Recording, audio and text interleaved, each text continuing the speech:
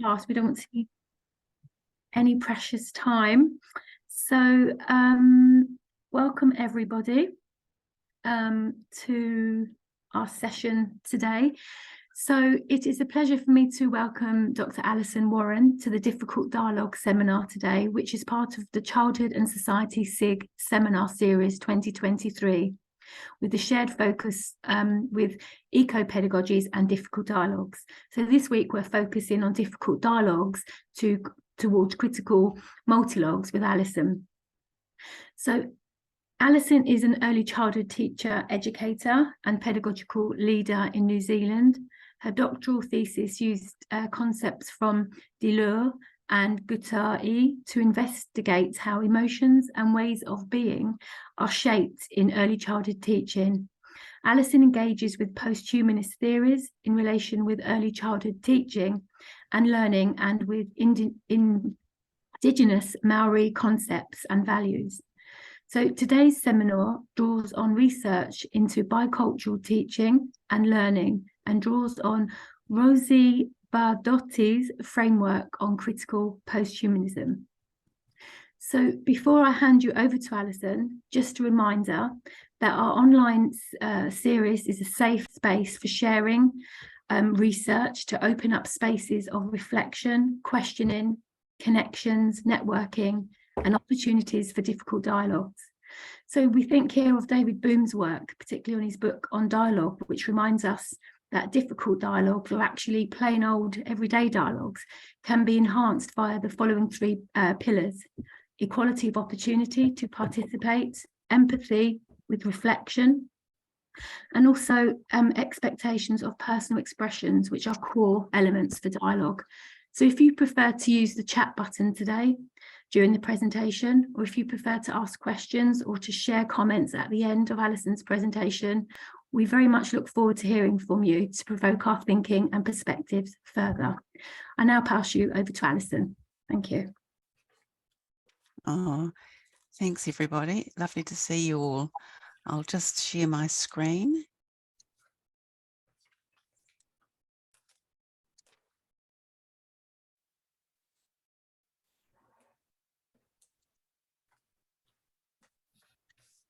Cool.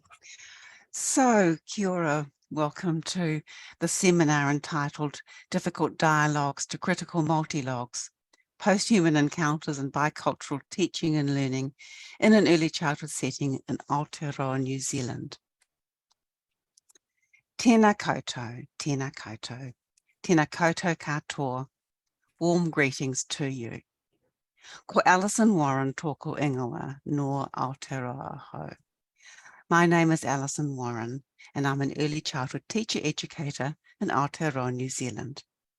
I live in Whakatū, also called Nelson, in the north of the South Island, an area known as Te Tauihu o Te Waka a Maui, or the prow of Maui's canoe.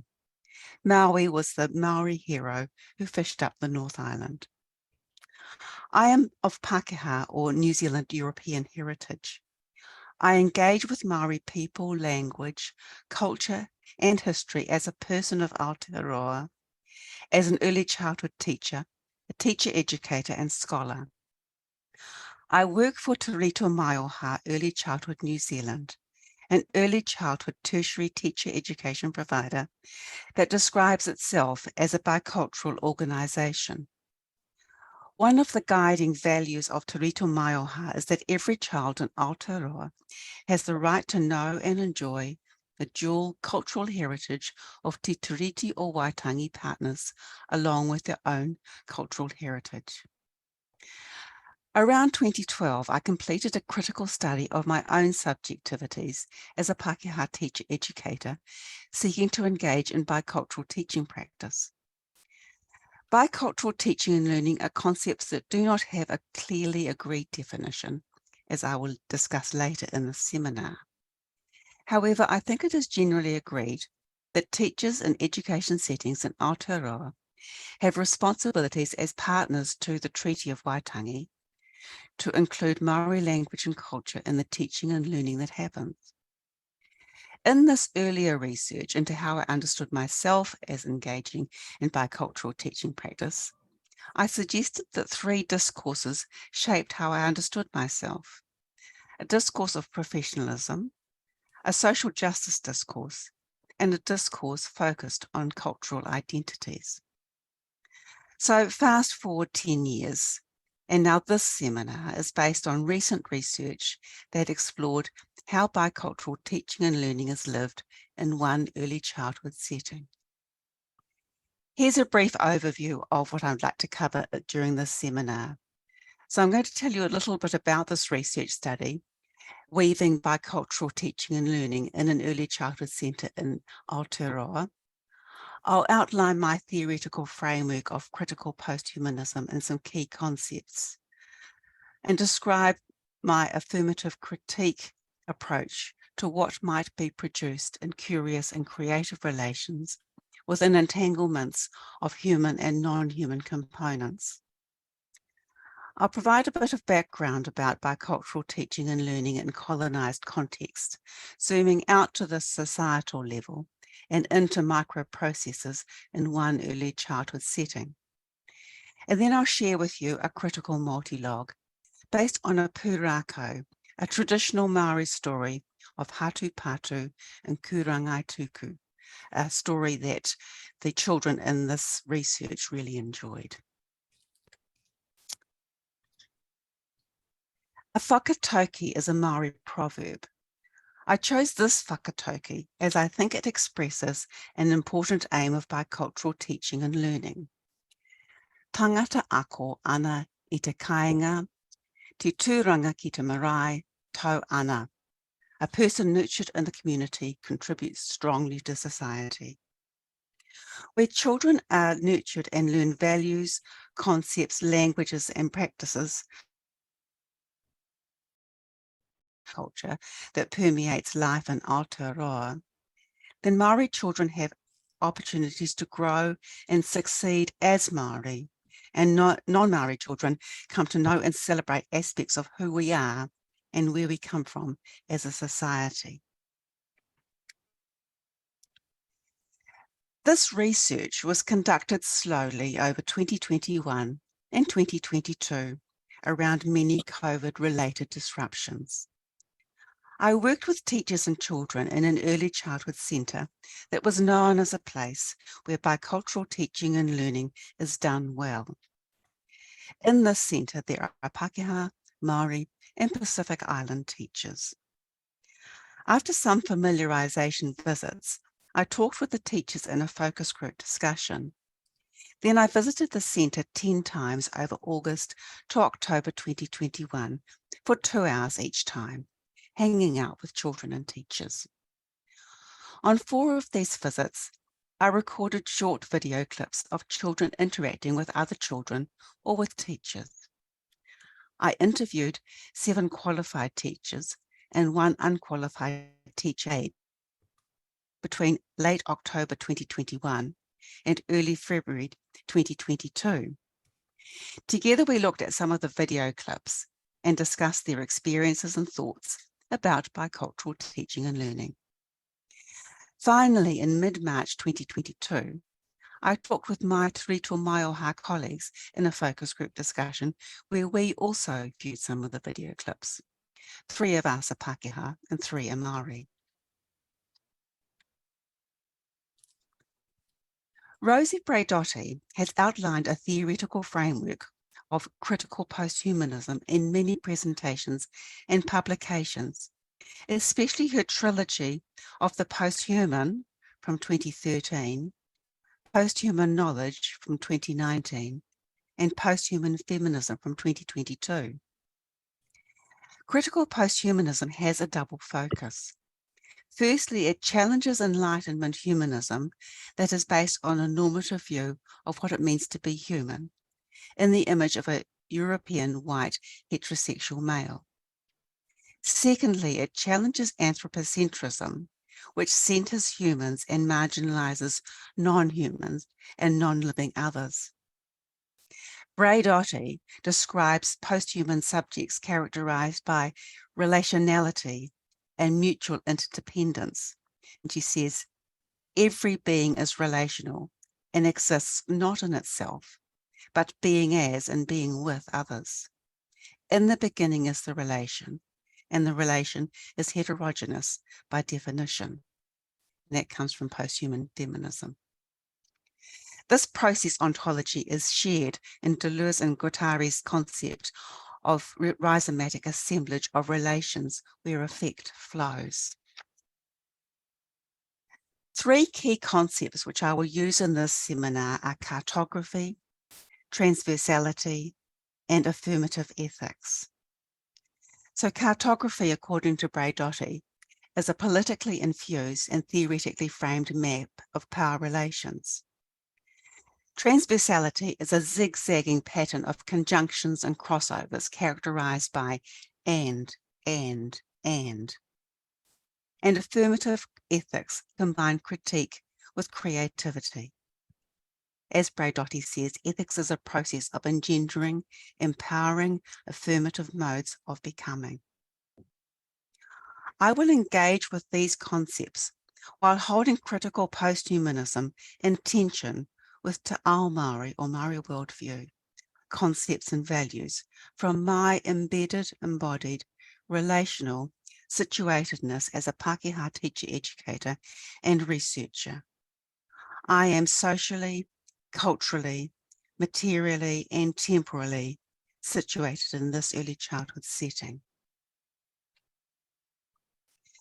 This seminar is focused on one post-human critical multilogue in bicultural teaching and learning, drawing on these research experiences in one early childhood setting. Difficult dialogues between people continue in Aotearoa as we wrestle to weave bicultural teaching and learning within contexts of ongoing settler colonialism. Critical multilogues engage with multiple ways of affecting and being affected among networks of enmeshed relations among humans and non-humans. What might be produced in curious and creative relations within entanglements of human and non-human components? I will map a critical multilogue as a cartography of relations of affecting and being affected, with a starting point of a pūrākau or story that some of the children at the centre used in their play. Power relations are present as both repressive power or potesta and positive power or potentia. Affirmative critique involves noticing how power relations operate and what influences and effects are noticed. A curious and creative approach is taken to map what happens in relation, in between, and noticing cracks in what is taken for granted that might link to new possible ways of becoming.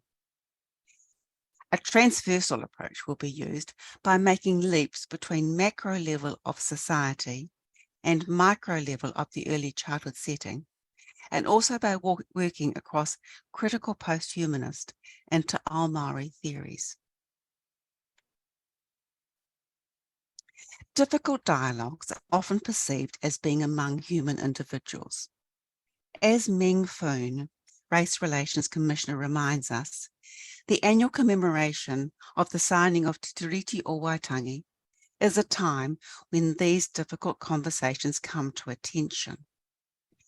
From a post-humanist view of difficult conversations, Waitangi Day celebrations, challenging discussions and protests happen in the same place as where the treaty was signed in 1840, on the same whenua or land, looking out on the same moana or sea, with descendants of the original signatories present. Maori protocols shape proceedings and government representatives take their part in the day.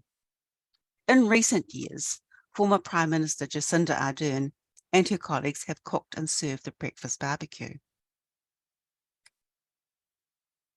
Before mapping out the critical multilogue, I would like to traverse some of the territory of history and society in Aotearoa, and also zoom into some descriptions of how bicultural teaching and learning is lived in this early childhood setting. The history of Aotearoa since around the beginning of the 19th century has been that of settler colonialism, with its attendant structures, processes, values, and assumptions based on racism and white supremacy that persists today. Despite agreement of partnership between Maori and the British Crown in Te Tiriti o Waitangi in 1840, systematic officially sanctioned theft deprived Maori of land and resources necessary to sustain physical, cultural, and spiritual life. As agent of the Crown, the education system in the past effectively outlawed the speaking of Te Reo Māori, the Māori language, and imposed structures, processes, and expectations that marginalised Māori ways of being. Mary Skerritt and Jenny Ritchie, in their 2021 article, describe linguicism aligned to racism as unequal access to power and privileges based on language. Linguicism persists in education settings in Aotearoa, as racism similarly persists throughout society, despite initiatives over the past 4 decades to bring Te Reo Māori into the everyday life for all children. Hopes and expectations for education that honours Māori language and culture have been raised with the establishment of Kohanga Reo Māori language nests in the 1980s, and our national bicultural early childhood curriculum, Te Whāriki, implemented from 1996 and revised in 2017. However, progress has been very slow in context of education systems and settings dominated by Pākehā culture and in societal contexts of continuing racism. A recent official initiative that responds to this is Te Hura Hanganui in 2020. This is officially described as a blueprint for transformative change, and it says, Te Hura Hanganui will support communities to work together to address racism and inequity and well-being of Akonga Māori, that's Māori learners, and their whānau families. What works in communities will then be built back into the education system so that we can see transformative shift for all Akonga Māori and their whānau throughout the education system. So at the big picture level, we have bicultural teaching and learning present as a priority in early childhood teacher education, happening in variable ways in early childhood settings and with mixed levels of acceptance in wider society. I'll let Taika Waititi make his point about racism in Aotearoa.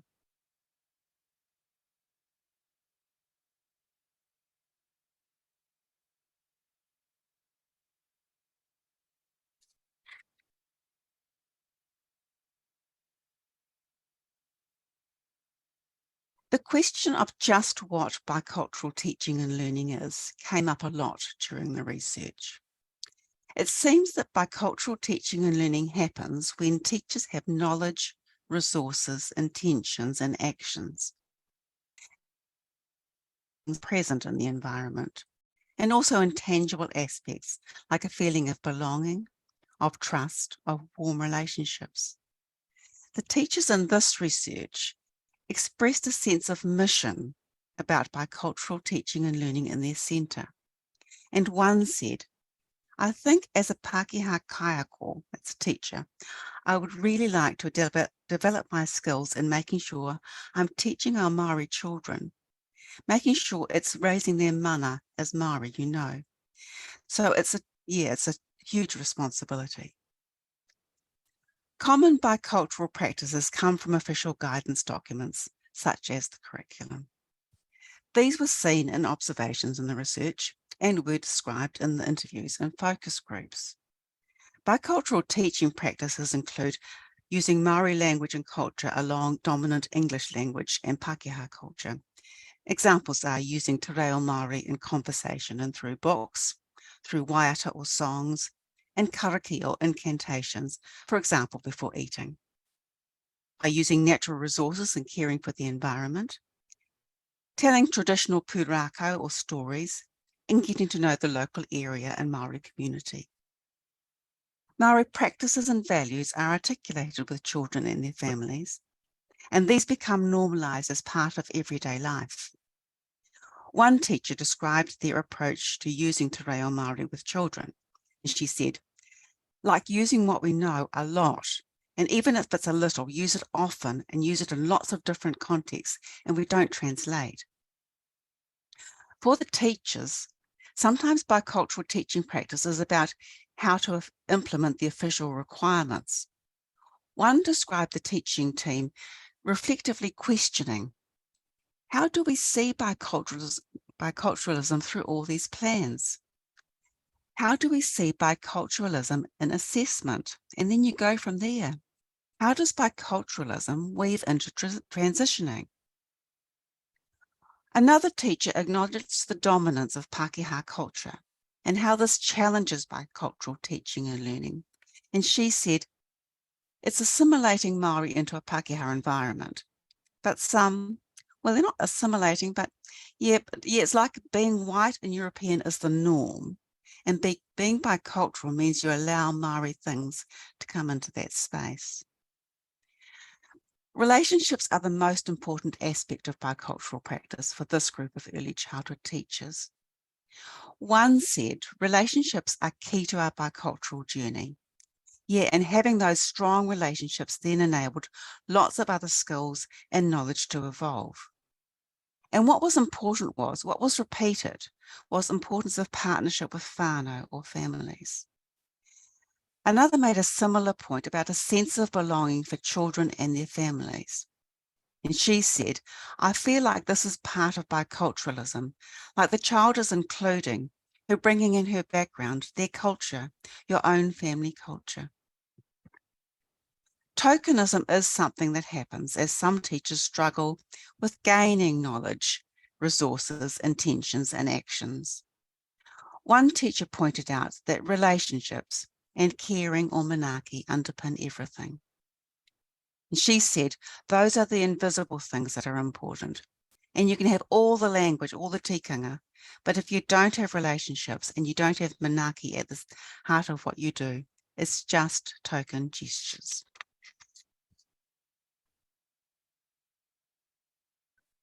I come now to exploring a critical multilogue of bicultural teaching and learning through the interconnections with the Māori pūrākau of Hatu Pātu and Kurangai Tuku.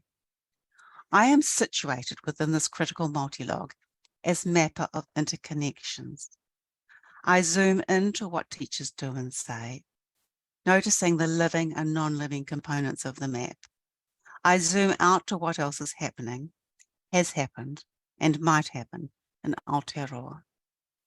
I am implicated as Pākehā, as teacher educator, as observer and recorder of what teachers and children have to say. I'm not a detached and innocent observer. I pick and choose what I notice, sometimes deliberately and sometimes unconsciously. As I pick my way through this map, I am aware of so much more that is there but not articulated, often by humans and non-living. In the research, the teachers told me that the children enjoy Māori pūrākau and often choose books that tell these stories. For example, they know the story of how Maui slowed the sun and the creation story of Ranganui, the Sky Father, and Papatuanuku, the Earth Mother. The teaching team has decided to provide these stories to children and put the Disney stories away. One of the teachers explained this. She said, yeah, when I first started, they had the Disney books and they were all in the office. And I said, oh, what? Why are all the Disney books in the office? And one teacher said, oh, we're not putting those out. Something about fairy tales and Minnie Mouse and all that sort of thing, the Disney things. She said, we try and come away from that because they have that at home. In terms of like, say, media or TV, the children get that at home. And the focus at this centre is more to do with biculturalism and how can we portray that for tamariki or children. The children at the centre were introduced to the pūrākau of Hatu Pātu and Kurangai Tuku, which is also called Hatu Pātu and the Bird Woman. They often acted out parts of the story, with particular attention to when Hatupatu hides from Kurangai-tuku inside a rock. As one teacher explained, and today they were all outside playing Hatupatu and the Bird Woman. It's amazing. Hatupatu does a chant, matati, matata, to open the stone to hide inside. Yeah, and they're all out there yelling. Oh, it's so cool, because I didn't know those stories very well, and so we've learned them together. Stories express cultural concepts and values and provide a way for children to connect with culture. If we zoom out a little to the early childhood curriculum, Te Whāriki, it says, for Maori, this means that kaiako need understanding of a worldview that emphasises the child's whakapapa or ancestral connection to Maori creation. All children should be able to access Te Reo Māori in their ECE setting, as kaiako weave Te Reo Māori and tikanga Māori, which is Māori language and culture, into the everyday curriculum. Mary Skerritt, in her 2018 article, talks about storytelling as pedagogy, as a means to affirm Māori children's connections to all things Māori, to Māori cosmologies, Māori histories, Māori ways of being and doing, and Māori thinking. Now I will outline the pūrākau of Hatupatu and Kurangai-tuku.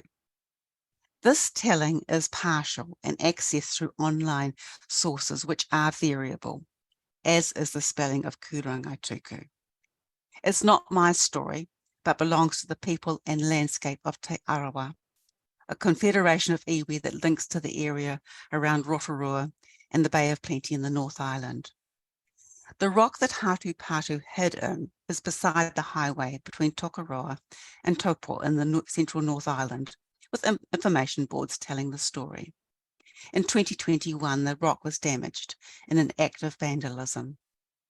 I have chosen to share the account provided by the Rotorua Museum website, which does have the advantage of providing images of some non-human and non-living parts of the story. With any luck, I'll manage a new share without things going awry. There we go. So I will just read this and you can have a look at the images as I go. Hatupatu lived with his whānau on Mokoia Island in the middle of Lake Rotorua. Growing up with his older brothers, he was taught how to catch and trap birds on Mokoia to eat. The boys were such good hunters that their father told them to take gourds with them, travel across the water to Lake Rotorua, and then hunt in the forests far away past Taupo and the smoking mountains beyond. After their long journey, the boys built a whare to sleep in and a pātaka to store the food they would catch. Each day, Hatupatu's brothers would go out hunting, but he had to stay behind to guard the pātaka. Hatupatu got so hungry one day that he broke open some of the gourds and ate the food stored inside. When his brothers got back from hunting, they saw the broken gourds. What happened, they asked. Hatupatu lied and said enemies had come, but his brothers saw his greasy face and leftover bones. They were so angry that they chased Hatupatu deep into the forest. Hatupatu was cold, hungry, and scared. Deep in the forest, he was startled by a movement, and he threw his spear. However, it wasn't a bird he hit, but a large creature, Kurangai-tuku, the bird woman. Kurangai-tuku was angry. I shall eat this boy, she thought. But Hatupatu was all skin and bones, so she decided to fatten him up first. She beckoned with her claw for Hatupatu to come and meet her friends in a cave. In the cave were lots of different birds: weka, tui, kiwi, riroriro, piwaka, pukeko, keraru, and kakapo. Kurangai-tuku trapped Hatupatu in the cave. Hatupatu needed an escape, so he tricked Kurangai-tuku. He told her that over the big hills she would find a kaka, a precious and rare bird. While Kurangai-tuku was away looking for it, Hatupatu finally escaped. But the small and tiny grey riroriro, Kurangai-tuku's favourite bird, flew swiftly to tell the bird woman that Hatupatu had gone. Hatupatu was running home as fast as he could. As he headed from Taupo towards Lake Atiamuri, he heard the screeches and flapping wings of Kurangatuku. Oh no, he would surely be caught. Just then he saw a strange rock. It had a hole in it perfect for hiding.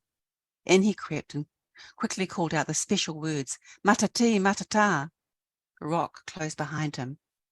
Kurangatuku scratched at the rock with her beak and claws, but she could not open the rock.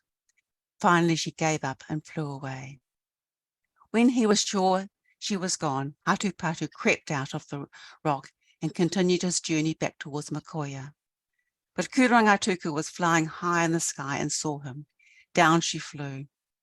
Hatupatu ran faster. He just had to make his way through the hot pools at the edge of the forest and into the area known as today as Te Whakarewarewa. Quickly but carefully he ran around the hot pools. He knew the area well. Kurangatuku landed and chased. She tried to grab him but missed and fell screeching into a hot, bubbling mud pool. Hatupatu lived to tell the tale, but that was the end of Kurangatuku, the bird woman. So I'll go back to the PowerPoint, and I have the next slide, which also requires a share. So I think the best thing to do if I actually stop sharing to find the right place. So bear with me while I do that. Okay. And I'll share it again. Here we go. So the heavy metal band, Alien Weaponry, have produced a version of this pūrākau that gives space to the non-human and non-living components to join in articulating the story.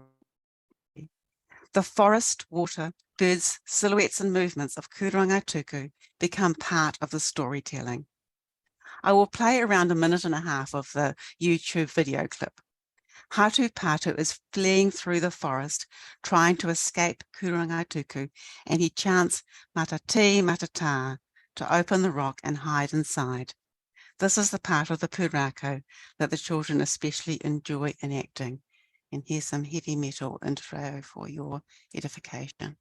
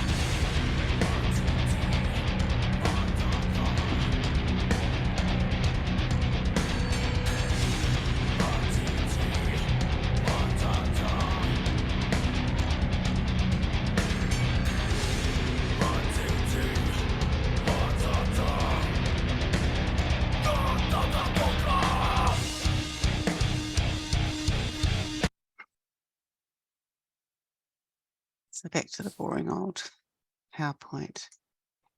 So to the next one. So what does or could this pūrākau do? What this pūrākau does will vary with every combination of children, teachers, material resources, and how the story is told. There are books, online accounts, and there is a variety of versions available on YouTube. The story could simply be told by teachers or by children, varying each time it's told. In this ECE centre, children often return to acting the story and have also used face paint as part of the experience. Curiosity and creativity entangle with words, ideas, actions and materials, and the chant matati matata as the children pretend to open the rock to hide in. Many Maori pūrākau were recorded by 19th century European ethnographers, who inevitably interpreted these in terms of their familiar cultural values. In present-day ECE, the complex characters of Kurangai Tuku and Hatu Patu can be explored to provide some critical thinking about what and who is valued. Young children can be introduced to Maori cultural concepts through discussion about the story, even when it's not clear-cut about which character is hero or villain. Some of these concepts are whanaungatanga, which is about relationships of mutual obligation, manaakitanga, which is around caring and nurturing, tino rangatiratanga is self-determination or autonomy, kaitiakitanga is guardianship, especially of the natural world, and tūranga waiwai, belonging to the land, is literally a place to stand. Obviously, all of these concepts have got much more complicated understanding meanings besides the quick translation into English. Another important aspect of pūrākau is their link to a particular place. This ECE centre where I did the research is in Whakatū in Nelson, and there are stories set in our area, whereas Hatu Patu was set in Te Arawa country in the North Island. Place or land or whenua is foundational to Māori identity. The early childhood centre was built on land that was an important meeting place and trading place before Europeans came, and in the early years of colonisation. The story of its degradation and loss is painful, as is the present and still contested ownership by government. One teacher expresses her feelings of connection with place, and she says, the pull that this place has, and then we've learned so much over the time I've been here about this place. So your connection to this place grows stronger and stronger, and you get a real sense of the mamai or pain and everything that happened here, and how important it is that we are in this space, teaching and being respectful of this place. The teachers in the centre know the history of the place and value the pepeha, which is a recitation of connection and heritage, and often includes mountain, river, ocean, and marae. They teach the children the pepeha from when they are very young, as one teacher explains. That's really, really special, and tamariki hear it from the time that they are pepe, the babies. We try as much as we can that they're hearing those waiata that are unique to the centre right from when they're small. We sing our pepeha to our pepe. We've got an 8-week-old baby in now. He hears that pepeha. They come through to the older children and their leaders because it's so embedded. And they start with the gestures and then it's so within them.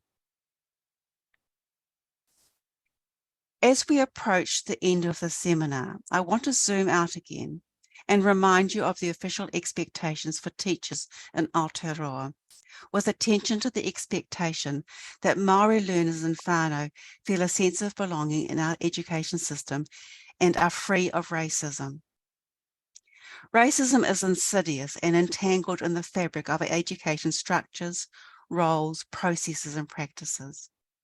I hope this critical multilogue has shown some possibilities for ways forward through listening to all the voices, human, non-human, and non-living, past and present, that shape who we are, what we think, how we feel, and what we do, and also help us to rethink the concepts of I and we. Here is an account of one means to call out racism, in the form of 2 recent reports from the Human Rights Commission that tell stories of the dynamics of white supremacy, racism, and colonization. The warning that comments have been disabled tells of the continued hateful racism present in our society.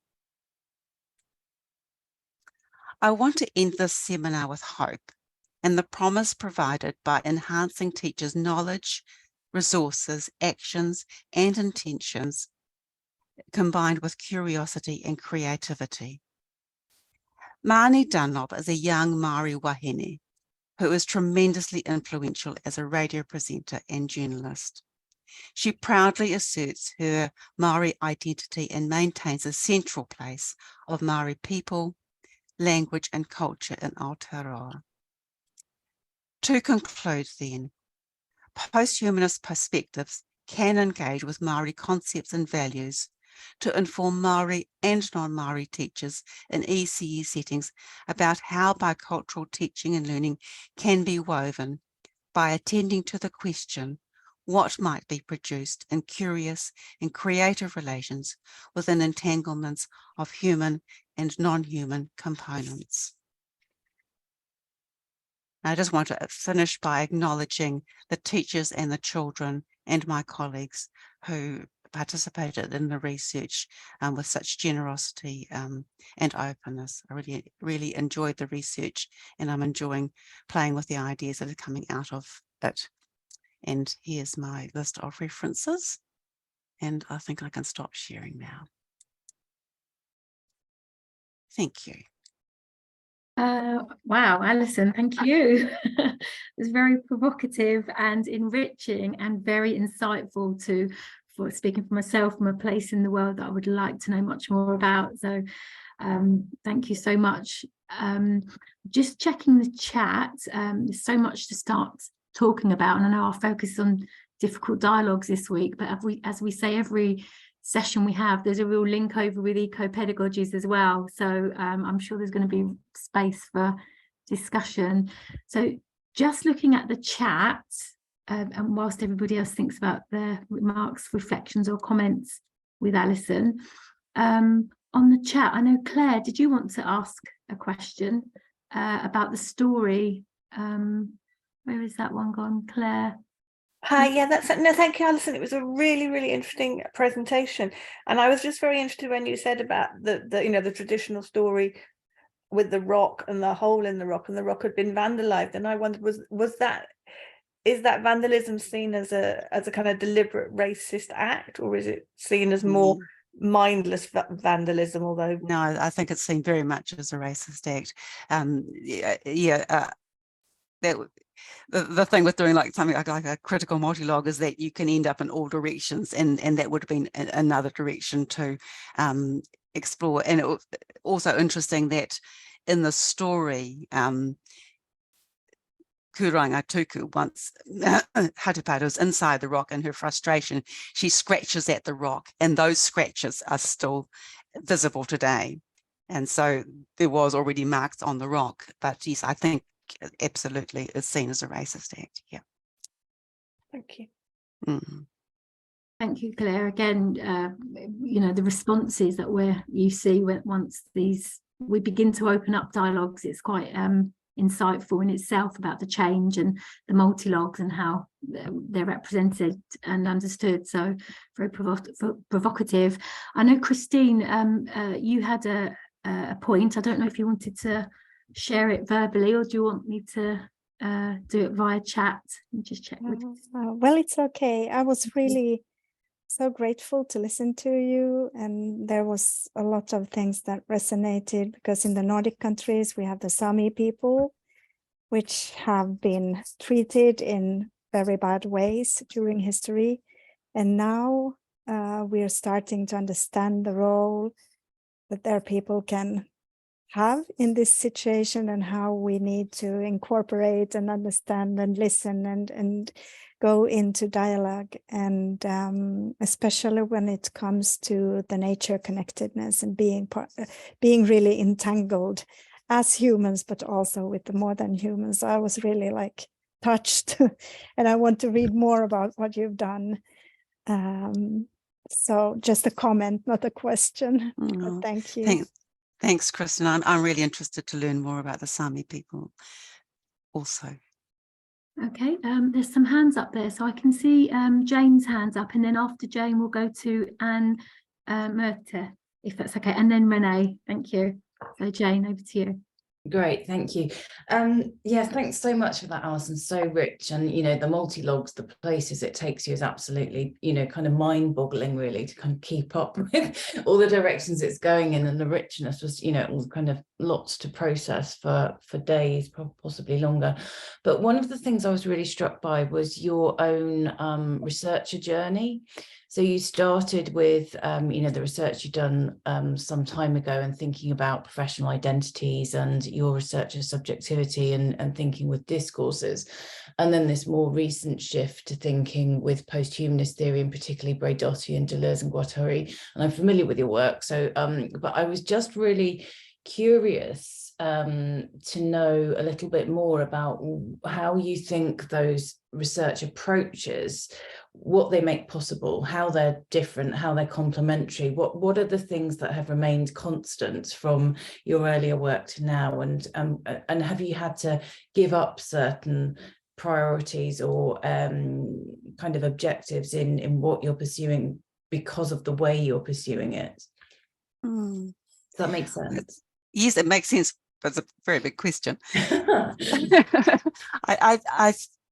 I'm not sure that yeah, I think that it's more like a journey that follows the path that's in front of you, but without having like a big vision of what's and what I was sort of aiming towards.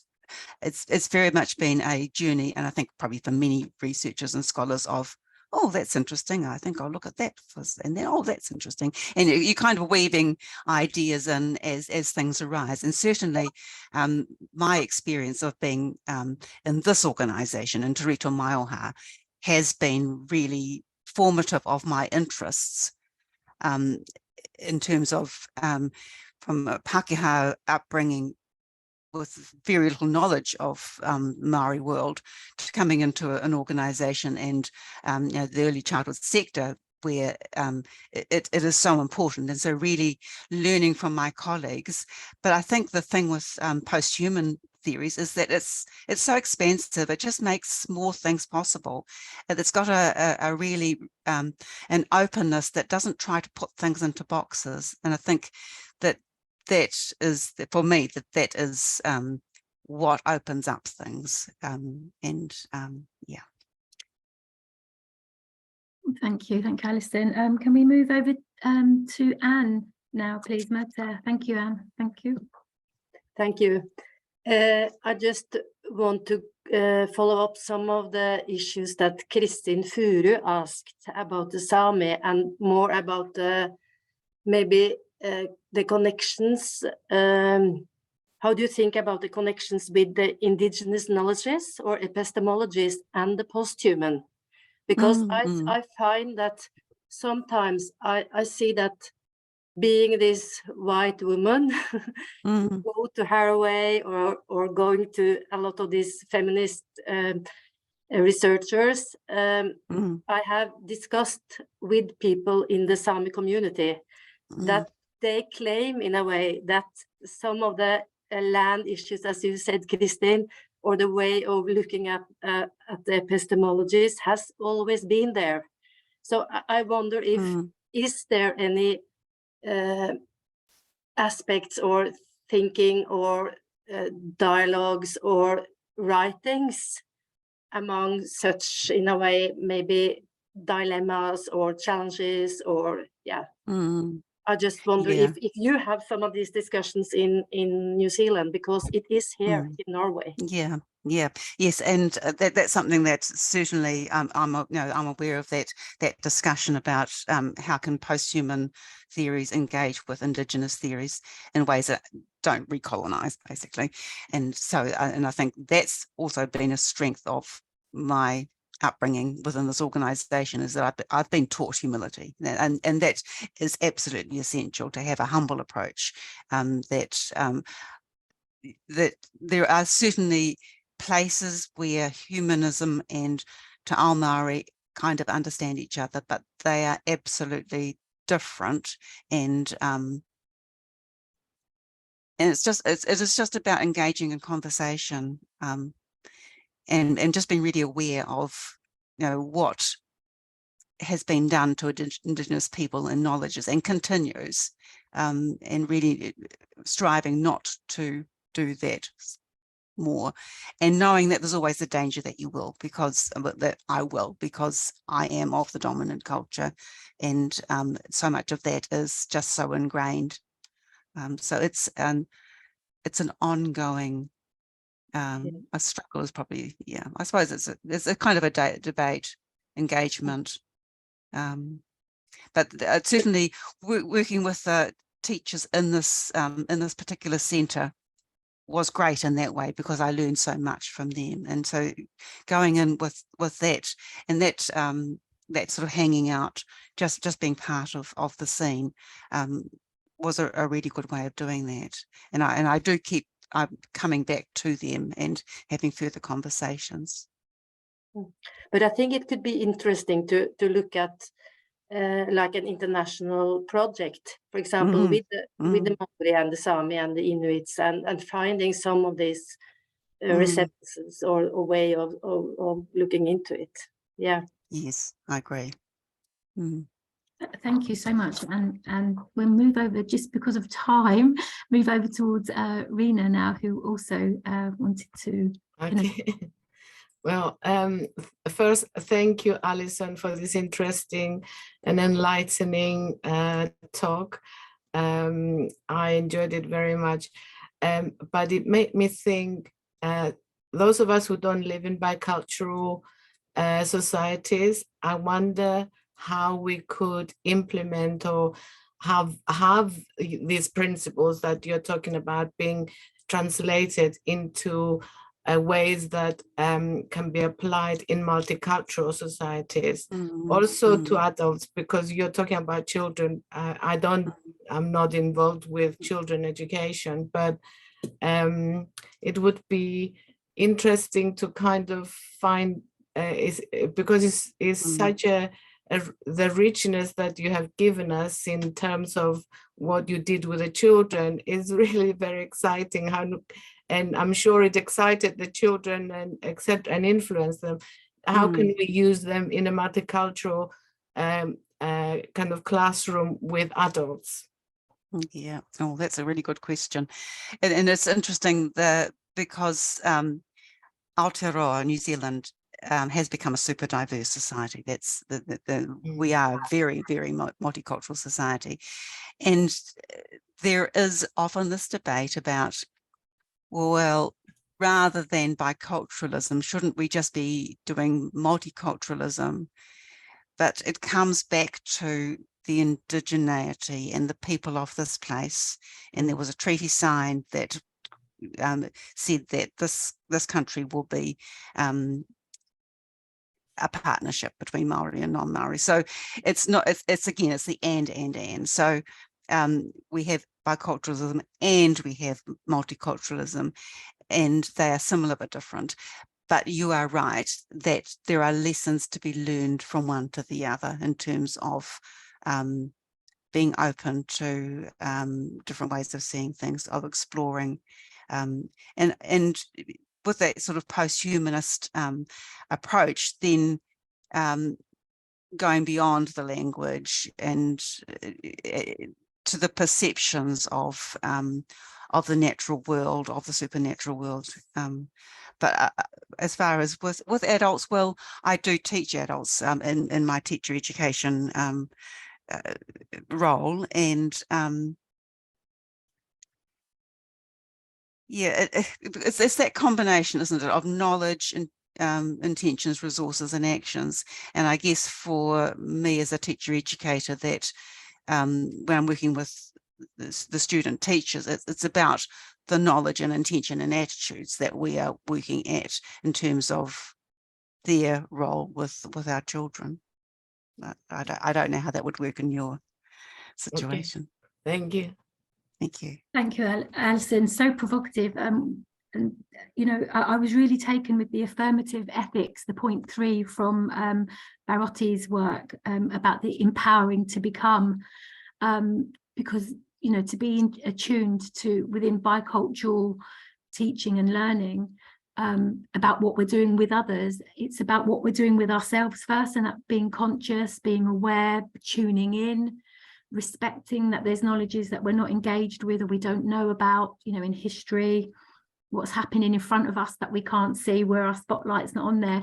So provocative. And again, as you said, that when we're working with children or we're working with adults who will be leading settings or working with children and families, to provoke that consciousness of being aware, of listening, of engaging, of understanding and attuning is just so powerful. And that word you used, again, it's not one that I use a lot, but the transversality, you know, I use the word transitioning a lot.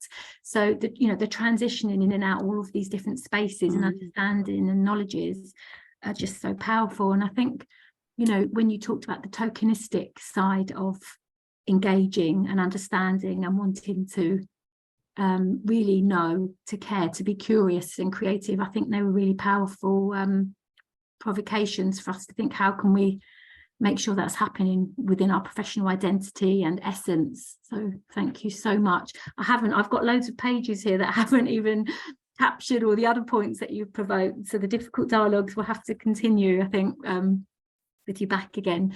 But just wanted to say thank you so much for everybody that came to share your research today, but for the research that you shared and the insight you've presented to us, Alison. Thank you so much.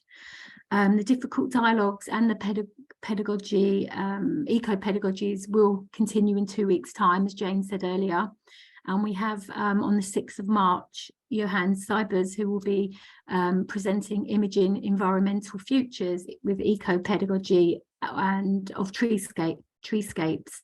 So that's what we'll be going on to.